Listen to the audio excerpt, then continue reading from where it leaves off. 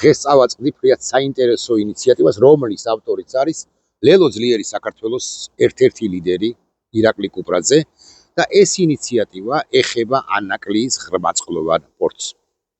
ვიდრე ამ ინიციატივაზე ვიტყოდე 2 კი არა 20 სიტყვას, 40 სიტყვას, 80 სიტყვას, მანამდე თქვენის ნებართვით წინარე ისტორიას გაგაცნობთ, საკუთარ თავზეც მომიწევს საუბარი. გავბედავ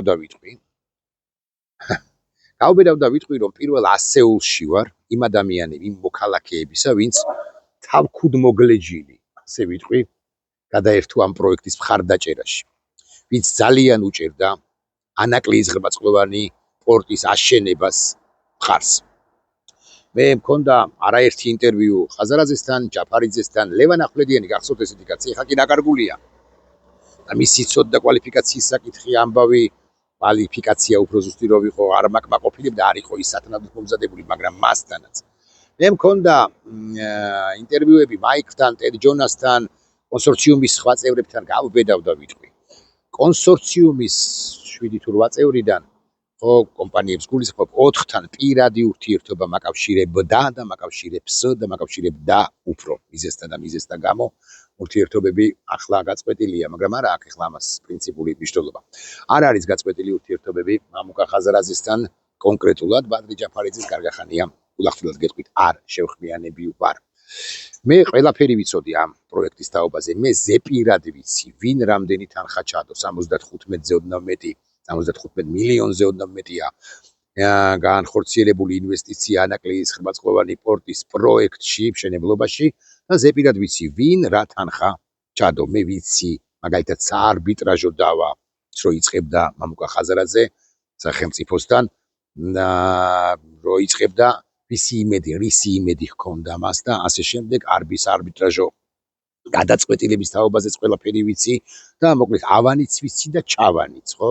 ყველაფერი ვიცი, ან ბევრი რამ ვიცი ანაკლიის ღრმაწყლოვანი პორტის თაობაზე, ბევრს კონსორციუმის წევრებსაც გავბედავ და ვიტყვი, შევეჯიბრები. მე ვიცი SSA მარინი რასაკეთებდა, მე ვიცი თურქები რასაკეთებდნენ, მე ვიცი მაგალითად კონტი ჯგუფის ინვესტიციის ოდენობის თაობაზე, მე ვიცი რომელი კომპანია შემოდიოდა, აპირებდა შემოსვლას და რატო დაიბლოკა იმჟამინდელი გახარიას პერიოდის მთავრობის მიერ ის კომპანია, ვიცი, ანუ მაიაც ქიტიშვილისგან კი არ ვიცი, მაიაც ქიტიშვილს კიდევ ახსენებ ახლავე თქვენის ნებართვით. მე ვარ ის პირი, რომელმაც დახურული ფურცელი, აი კამერა აქედან და აქ არის წარწერა. აი ესე აჩვენა მაიაც ქიტიშვილს მოუტრიალა უხეშად ვლაპარაკობ და კამერა აქ არის შესაბამისად და ეს კომპანია შემოდის მეთქი, ოღონდ მაყურებლისთვის არ მიჩვენებია, აქ დატანილი იყო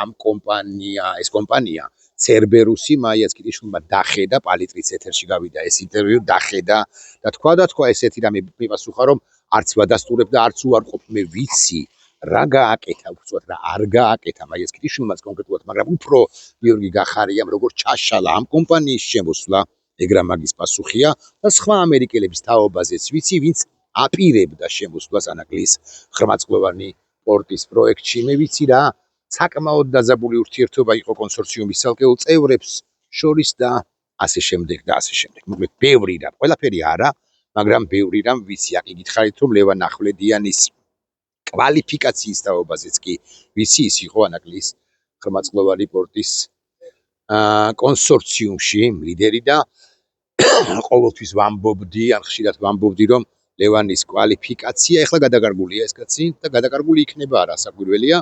არ მაკმაყოფილებდა პერსონალურად, მე ვერ დავინახე მასში ვერც რწმენა, ვერც ცოდნა, მაგრამ ეს კიდე ცალკე სალაპარაკოა, ეხლა მასზე ხო არ ვლაპარაკობთ, რომ არც ეწყინოს მეორე მხრივ. ახლა ეს არის პირველი სერია და მამუკა ხაზარაძემ ამ პირველი სერიის ბოლო აკორდი არის ამგვარი. მამუკა ხაზარაძემ იცის, რომ მე ყველაფერი ან ბევრი რამ ვიცი. ხო, რო არ დამავიწყდეს, მე მისაუბრია ტელეფონით ვესლი კლარკთან, ამერიკის გენერალთან, რომელიც უზარმაზარ მხარდაჭერას უცხადებდა კონსორციუმს და ღრმაწყლოვანი პორტის მშენებლობის ამბავს.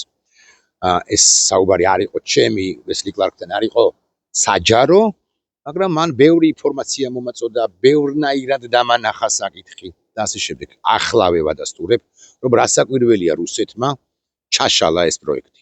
და რუსული თამაში ითამაშა საქართველოს ქართული ოცნების ხელისუფლებამ გიორგი გახარიას თავკაცობით. ბიძინა ივანიშვილი პერსონალურად იყო დაინტერესებული, რომ ანაკლიის ღრმაცმყოფელი პორტის პროექტი არ შემდგარიყო.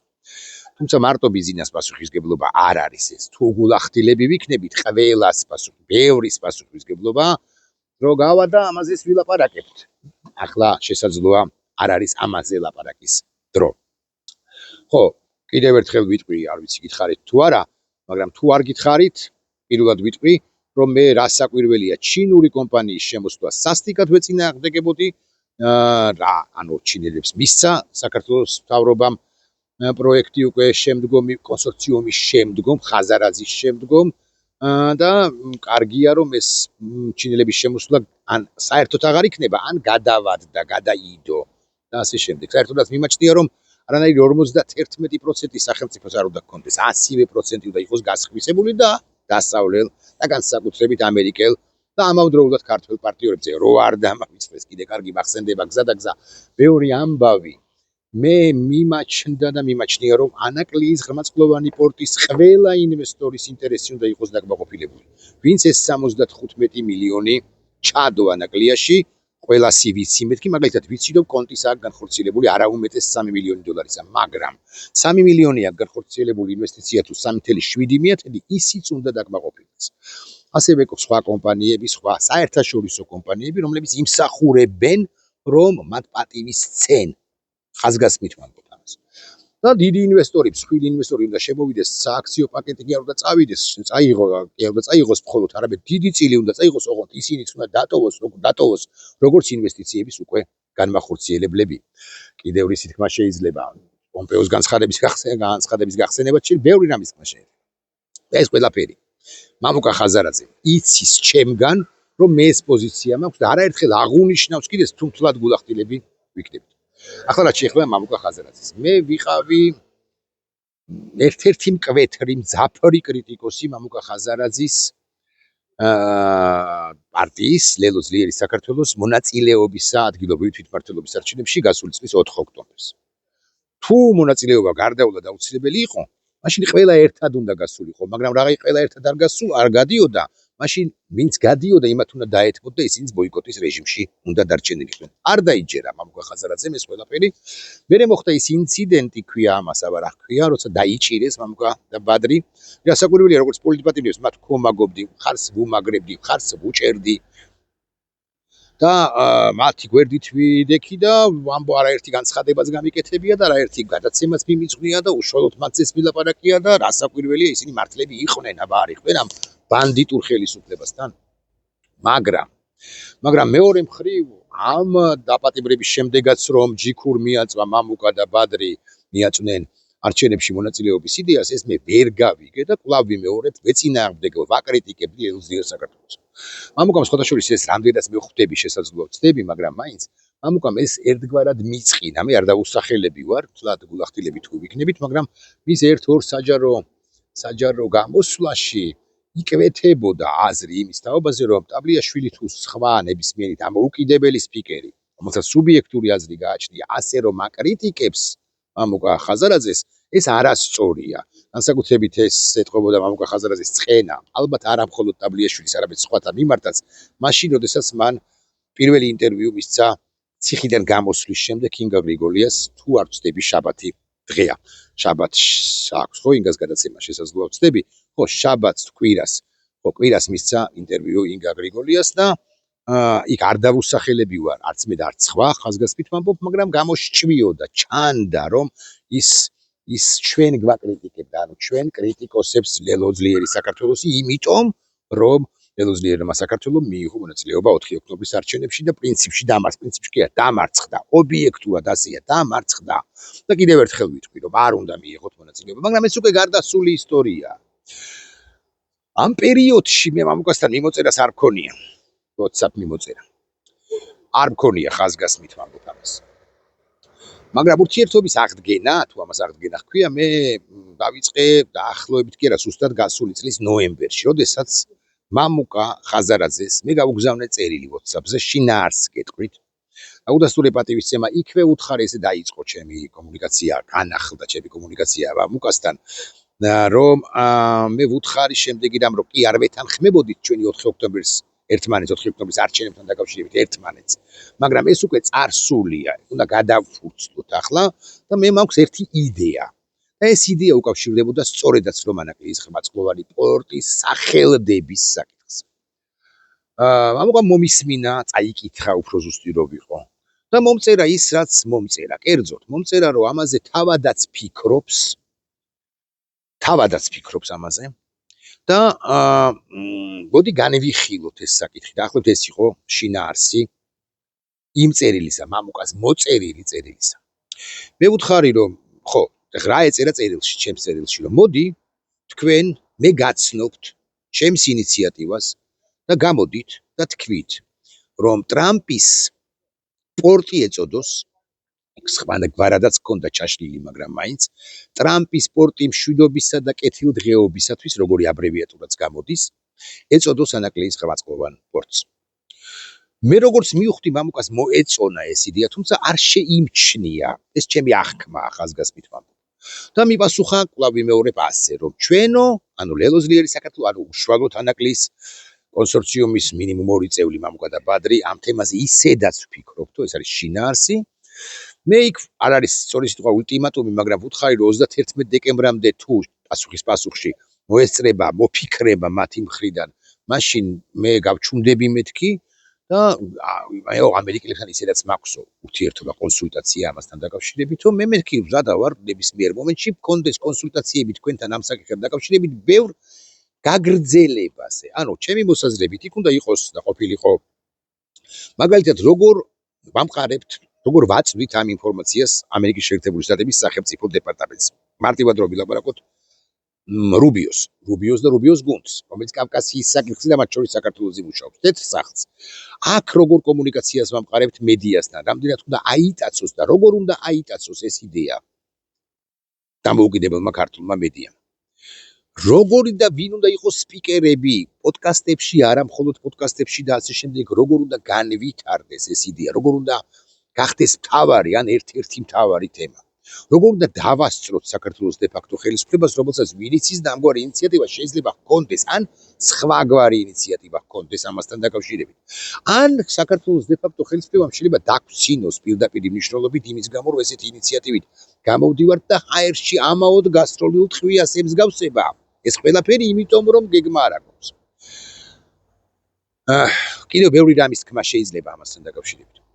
და მე ვუთხარი მამუკას მაშინ მიწერებოწერაში, რომ მე მზადა ვარ განვიხილო თქვენთან ეს საკითხი 31 დეკემბრამდე თუ მოიფიქრებთ, ხომ თქვათ კარგი თუ არა და რაღაცა ჩემი ინიციატივაც არის და ჩემი ინიციატივა მართლა არის, მინიმუმ თანაავტორი ვარ და საერთოდაც მგონია რომ ავტორი ვარ, მაგრამ ეს ჩემი ფიქრებია, კვლავ ვიმეორებ, მაშინ მე იანვრის თვეში ამ ინიციატივას კვლავ დავაყენებ და მე გამოვალ ოღონდ თქვენ გარეშე მეთქი, ასე გამომივიდა უხეშია ეს წინადადება შესაძლოა უხეში. ამიტომ გარდამალავდა წერილის მიმოწერის ბოლოს თხოვა რომ არ იჩქაროთ რაღაც გავსი ტექსტი, ამერიკელებთან კონსულტაცია კიდე იმართება და ასე შემდეგ და ასე შემდეგ. ამის შემდეგ იანვრის, ნოემბრის მიწურულიდან და დეკემბრის დასაწყისიდან და განსაკუთრებით იანვრის პერიოდში მე მქონდა ერთ პოლიტიკურ ჯგუფთან საკმაოდ ინტენსიური ლაპარაკი ამასთან დაკავშირებით და ეს პოლიტიკური ჯგუფი იყო ადეკვატური ჩემი აზრით, ჩემი გააგებით. მათ მითხრეს რომ მოდი გავაკეთოთ პირველი პრესკონფერენცია, კი არა პრესკონფერენცია გავაკეთოთ, ამიტომ შემეშალოს თარიღი და თუ არ ვწდები მარტში. მე ხო ეს იყო დაახლოებით 10 მარტისთვის შესაძლოა მეშლება. მე გადავდე ეს ამბავი აპრილის დასაწყისამდე. 3 აპრილს ამ პოლიტიკური ჯგუფის უკლებრივ ყველა ლიდერი. უნდა გამოსულ რამდენიმე ლიდერი. უნდა გამოსულიყო ჩემთან ერთად, მე უნდა წამეკითხა განცხადება, რომ ჩვენ ისევე როგორც ეს პოლიტიკური ჯგუფი გამოვდივართ ინიციატივით იმის თაობაზე, რომ ანაკლიის ხმაწყლოვან პორტს დაერქვას ტრამპის პროექტი და იქვე უნდა მეთქვა, რომ აი ამერიკელები არიან ამ პრესკონფერენციაზე და დაქირავებული იქნებოდა საკმაოდ მაღალი კლასის დარბაზი სასტუმროში, ერთ-ერთ სასტუმროში და ამას პირდებოდნენ მე. აი ამერიკელები იქნებოდნენ, მე განცხადების ერთ ტექსტს მივაწვდი ამერიკელებს. მე მეყოლებოდა საკონტაქტო პირი, ჩვენ გვეყოლებოდა საკონტაქტო პირი, რომელიც ვაშინგტონში ადმინისტრაციაში მიიტანდა ამ წერილს. კომუნიკაციას მოახდენდა როგორღაც ცალკეულ კონგრესმენებთან, სენატორებთან, სახელმწიფო დეპარტამენტის წარმომადგენლებთან, თეთრი სახლის წარმომადგენლებთან, 2 თუ 3 მედია საშუალებასთან, საგაზეთო ბეჭდვითი მედია იგულისხმება, გულახდილი თუ ვიქნები. საზოგადოების ცალკეული მნიშვნელოვანი პერსონები როგორ აიტაცებდნენ ამას და ყოველ მეორე ეთერში ვუტრიებ, მაგრამ ილაპარაკებდნენ ამაზე და ასე შემდეგ და ასე შემდეგ. 3 აპრილს უნდა გამართულიყო ეს პრესკონფერენცია, მიზეზთა და მიზეზთა გამო, მათ შორის ჩემი ჯანმრთელობის პრობლემების გამო, მე გადავდე ეს პრესკონფერენცია, კიდევ ერთხელ ვუთხარი ამ პოლიტიკურ ჯგუფს და დავასახელებ ახლა რომ პოლიტიკურ ჯგუფზე საილაპარაკი, ბატონ მერაბ ჩუხუას. უწესიერეს კაცს. მე ვუთხარი უარი და ვუთხარი რომ ბატონო მერაბ იქნება და გადავდოთ, იმიტომ რომ მე ჩემი ჯანმრთელობის პრობლემების საკითხები მაქვს მოსაგვარებელი და ასე შემდეგ და ბატონი მერაბი ადეკვატური კაცია და მითხრა ირაკლი როგორც გენებოსო, როცა ჩათვლის საჭიროთო ჩვენო ყოველთვის მზად ვიქნებითო, მე არა მხოლოდ ჯანმრთელობის პრობლემების გამო, არამედ გარკვეული ტექნიკური საკითხების დაულაგებლობის გამოც გადავდე ეს ამბავი და მათ შორის ამერიკელებთან მეც მქონდა ურთიერთობა, ამერიკელები თხოვდნენ რომ იქნება უკეთესად იყოს მომზადებული ეს ყველაფერი. აი ეს არის მთელი წინარე ისტორია, 17 წუთი გავიდა ლამაზ. დღეს სკროლვისას ხედავ აღმოვაჩინე რომ ბატონი ირაკლი კუპრაძე, რომელსაც ასევე ვიცნობ, ბატონი ირაკლი კუპრაძე გამოვიდა, მოდი ასე ვთქვათ, და ბრძანა მამუკასთან შეთანხმებით, მამუკას დავალებით რასაკვირველია, რომ ანაკლის ღვაწლოვან პორტს უნდა ეწოდოს ტრამპის პორტი. და that's all, დამთავრდა, წერტილი დასვა. კარგია, მე მივესალმები, არ არის ლაპარაკი, ვინმეს არ უნდა ჩათვალოს, რომ ეხლა მე ირაკლი კუპრაძის გვერდით დგომა მინდოდა. რასაკვირველია არა. მაგრამ მე მინდოდა რომ ეს იდეა როგორც ასეთი და სწორი იქნებოდა, რომ ამ იდეას ხორცში შეესხას, ანუ იმპლემენტაცია მოხდეს, გაგრძელდეს.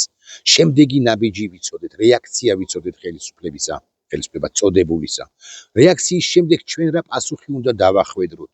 აი მე ახლა გულახდილად გეტყვით, ჩემი ჯანმრთელობის პრობლემის გამო ვიყოფები უნგრეთში, უნგრეთიდან არის ჩარტი, ბუდაპეშტიდან. მთელი უნგრეთია გადაკეტილი, მთელი ბუდაპეშტია გადაკეტილი, ჯეიდი ვენსი ჩამოვიდა უნგრეთში. აქ არის ხდება ორბანს, უნდა ნახოთ უსაფრთხოების რა ზომებია მიღებული. დუნაიზე დადიან ეს სამხედრო პატარა ნავკატერები, რომლებიც ყველაფერს ამოწმებენ საერთოდ. არა, ადამიანებს არ ჩხრეკენ, რასაკვირველია. მაგრამ აი ცენტრის უნდა იქით არის ეს დაბოშორებით არის აი გადატენილი უსაფრთხოების სამსახურებით.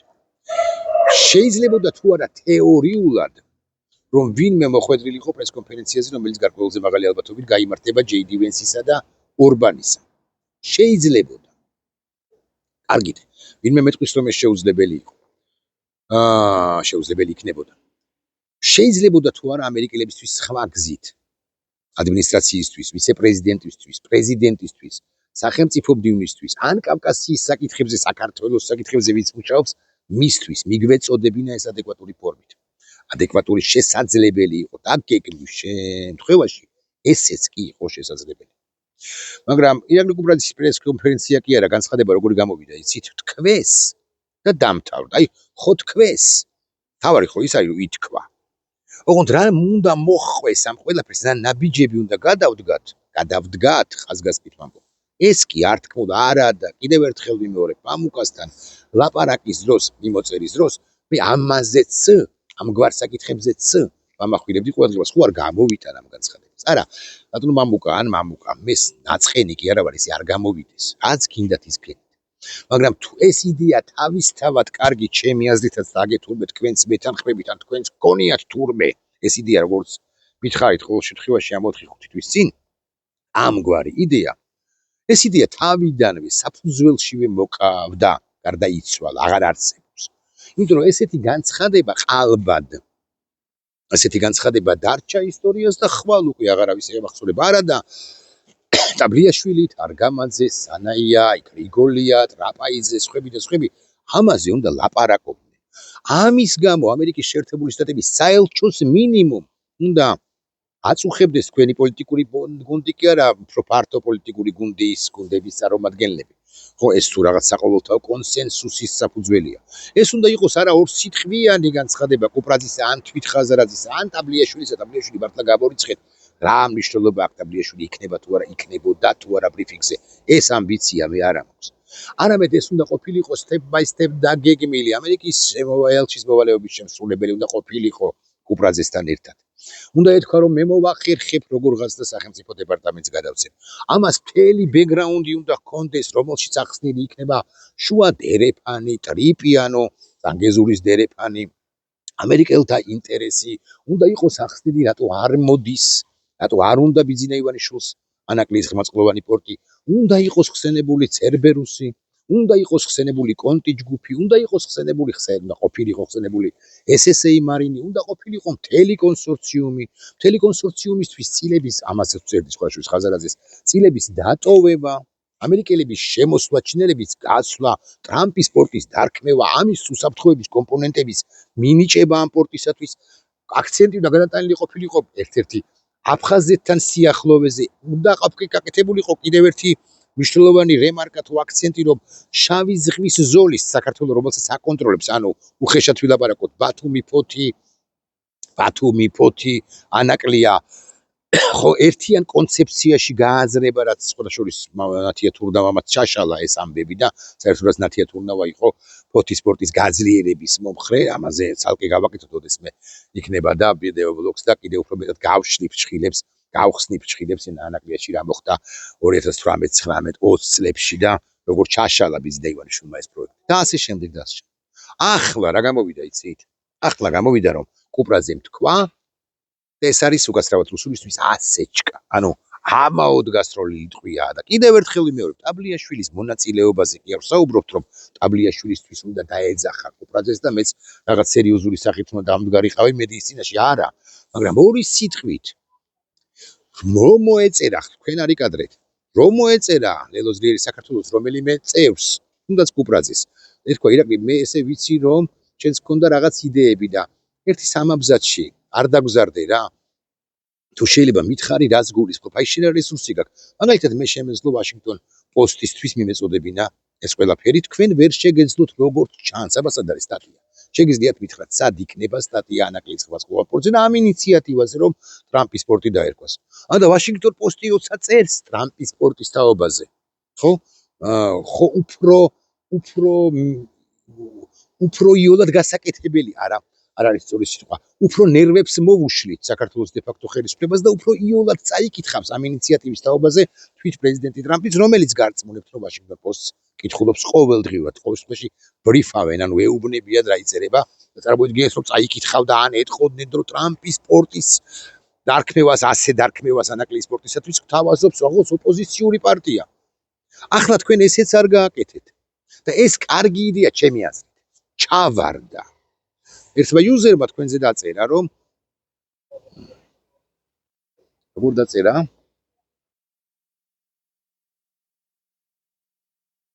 ხო, არ მახსოვს. ლუზერების პარტია, მართლა ვიგონი ვიხსენებდი ახლა სიტყვას და ლუზერთა პარტიაა, იუზერი იწოდებთ ლუზერებს. ერთ-ერთმა Facebook-ის მოხმარებელმა. არ დავეთანხმები იმას, კაცო, სხვა როგორც მისი პერსონალური სუბიექტური აზრია, კი ბატონო, თქვენ ხართ ყველაზე მაგრები თუ გდებოთ ასე ვიტყვი. მაგრამ ნაბიჯები ხო უნდა გაგეთვალათ. ასე გამოდის, რომ ჭადრაკს არც ერთი პოლიტიკოსი ხოსხოში ბევრი მოდი, მაინც ასე ვიტყვი, პოლიტიკურ ჭადრაკს არ თამაშობს. აბრახუნებენ განცხადებებს პოლიტიკოსები, გიბოდიშებთ ასე რომ მიწევს ლაპარაკი, აბრახუნებენ და მერე არ მისდევენ. მეორე ნაბიჯი არიციან რა უნდა გააკეთო, რა უნდა გადადგენ. ასეა ეს. ეს კარგი იდეაც ჩავარდა. აი სხვა კარგი იდეების მაქვს. მე არა, ჩემზე კარგი იდეები ბევრს აქვს, ისე არ გამოვიდეს. და უკვე ვფიქრდები სიმართლე გითხრათ, იცით, რომ აი ეს ეგოები რო აქვს პოლიტიკოსებს, ხო, რომლებსაც ესე მისაკუთრეთ რამდენიც გინდათ ჩემი ნებისმიერი იდეა, ოღონდ თქვენ მაინც სწორედ გააკეთეთ, ჩემის და სხვისიც. თორემ მე ნაწყენი კი არა ვარ კაცო. კაცდებით მეტად იყო ხაზარაძე ნაწყენი ჩემზე, ვიდრე მე შეიძლება ვიყო ნაწყენი ამოკარ ხაზარაძეზე. თავარი ანაკლია აშენდეს და არაჩინელების და არარუსების ფულით. და ანაკლის ღრმაწყლოვანი პორტის ოდინდელ ინვესტორებს, რომლებსაც 75 მილიონი მართლაც აქვს ჩადებული, თუმცა აუდიტმა ეგ მაგრამ ამის პასუხი უნდა შეამოწმოს, ამასაც აქვე ვიტყვი. და მართლა 75-ია თუ 73, ესეც უნდა დაითვალოს ყველამ. ამ ინვესტორებს მოუწევთ რომელიღაც ეტაპზე ჩაჩოჩება, ანუ წილობრივი ნაწილის შემცირება, ვის ახლა 5 აქვს, ვის 7 და ვის 9, შესაბამისად 9-ს გაუხდება პირობითად 3 და 5-ს გაუხდება პირობითად 1, ძალიან პირობითად ვამბობ რიცხვებს, ცვილი ინვესტორის შემოსვლის შემთხვევაში. საქართველოს მთავრობა ანაკლის ბორცვს არ ააშენებს, ის რომ ვიცოდეთ მაინც, ცოტა სახელმწიფოებრივადაც თუ ვიაზრონებთ, კარგი იქნება. ხო, ამის